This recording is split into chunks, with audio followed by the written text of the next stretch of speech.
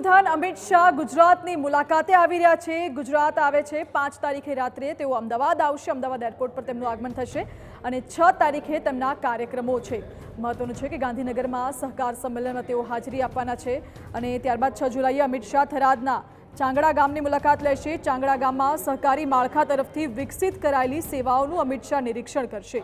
મહત્વપૂર્ણ છે કે 2 વર્ષ પહેલા ગામડાના લોકોને સસ્તા દરે ધિરાણ મળે તે માટે બનાસકાંઠાના ગામડાઓમાં સહકારી વ્યવસ્થા વિકસિત કરવામાં આવી હતી। હવે આ સેવાનો લાભ લોકોને કઈ રીતે મળે છે તેનું અમિત શાહ નિરીક્ષણ કરશે। અમિત શાહના કાર્યક્રમને આખરી ઓપ આપવામાં આવ્યો છે। બનાસ ડેરીના ચેરમેન શંકર ચૌધરીએ કાર્યક્રમ સ્થળની મુલાકાત લઈને સમીક્ષા પણ કરી છે। सहकारी संस्था एकबीजाने हेल्पफुल थाय, बेंकिंग माळखुं वधारे सुदृढ़ थाय, मजबूत थाय अने लोकोने सस्ता दरे धिराण मळतुं थाय। एना माटे एक मॉडल डिस्ट्रिक्ट तरीके बनास अने पंचमहाल 2 जिल्लाने 1 वर्ष पहला नक्की कर्युं हतुं।